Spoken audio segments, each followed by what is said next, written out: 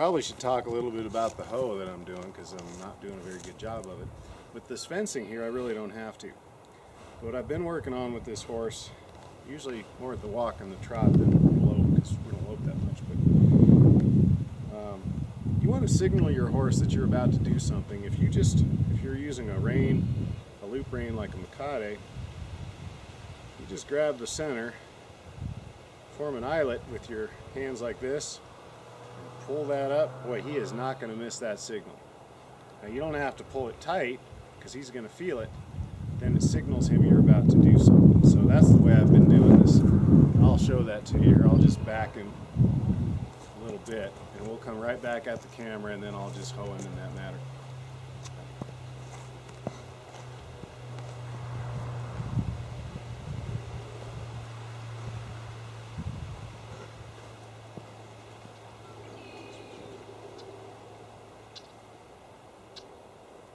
So he's walking. Now all I did there is as I got to the top, pull my butt under, sit back a little, don't slam your feet forward, just sit back and kind of stop riding. And that term stop riding is one of those things that, you know, these horse guys will say, and it didn't make sense to me at first. I'm like, what do you mean stop riding? I'm still on the horse, aren't I? But when you're riding, you're kind of riding with your horse. You don't want to work too hard at it, but you're kind of going along, and then when you stop riding on your horse, things kind of go dead. So I like to think of it like a sack of potatoes. A sack of potatoes can't ride a horse. It can be carried by a horse, but it can't ride a horse. So it's like that. So if I'm riding along, and I become a sack of potatoes.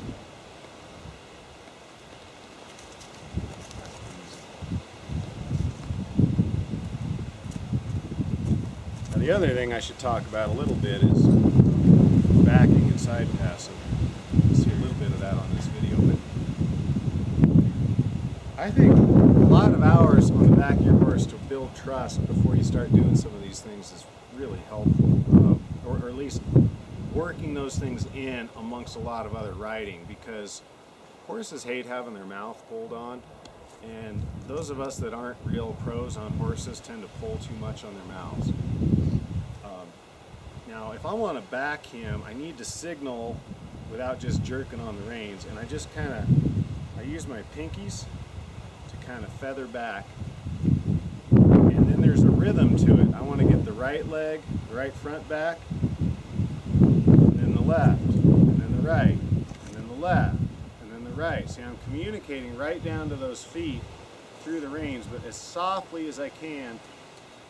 Now you might have noticed there, Bull didn't snort, he didn't throw his head or do anything like that. He used to hate to back.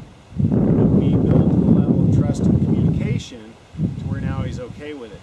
Now if I ask him to side pass to the left, it's a little harder. Now he's grunting a little, but he does it. Oh. And then I can side pass to the right, and there he's pretty relaxed. What I've learned is the key to this whole thing are the legs and what you do with the reins. Side passing is not hard. Horses do it naturally. The key is to kind of learn the rhythm of the horse's feet moving, and then learn to open the doors with both your legs and the reins. So what does it mean to open the doors? Well, that is kind of a confusing thing, but it makes sense once you learn horses. So right here I'm opening the door to the right with the rein. We just did a nice deep breath, so I reward that every single time I hear it. Now, if I open the door to the left, his head bends just to the left a little bit. The same concept works with the legs. If I want to side pass to the right, I can't be cramming him with my leg. He's going to look for room over there. And I'm not going to be jabbing him like crazy with a spur or anything on the left. I'm just going to leave that leg hanging limp, and then if it needs to kind of bump, bump, bump as softly as I can do it, then that's what I'll do. But this right leg, if I'm going to side pass to the right, has to open that door. That allows the right quarter to move over. The last part of this, is side passing to the right means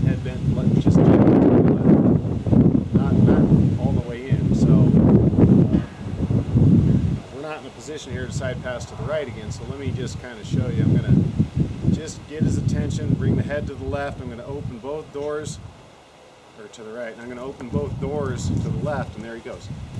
Now, if the horse starts to move forward or backward, which they will, especially if you haven't practiced, well then that means you're pulling back too hard on the reins if they're going backwards, or you're not allowing the horse to move forward or back somehow. So, you know, if I'm trying to side pass and I got both reins tight against, you know, his gums, he's going to back up. He's not going to move sideways.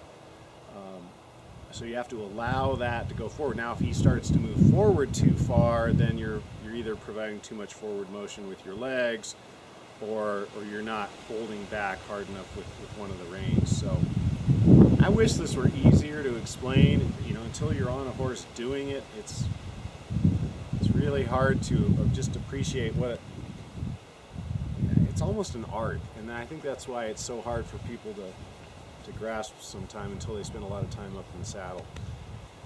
Well, anyway, those are some keys that I've kind of learned to do, and I want to say one other thing. I'm blessed with a fantastic horse.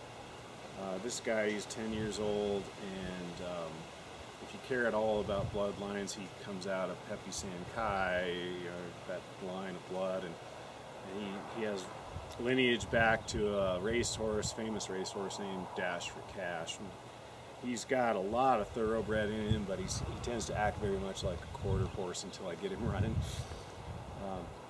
I know not everybody's blessed to have an animal that is so easily, well, let's put it this way, that teaches so well. So with that, one more time, I'm gonna back him up, get his weight back. If he wants to go left, I'm going to give him that. And we're going to turn and lope off.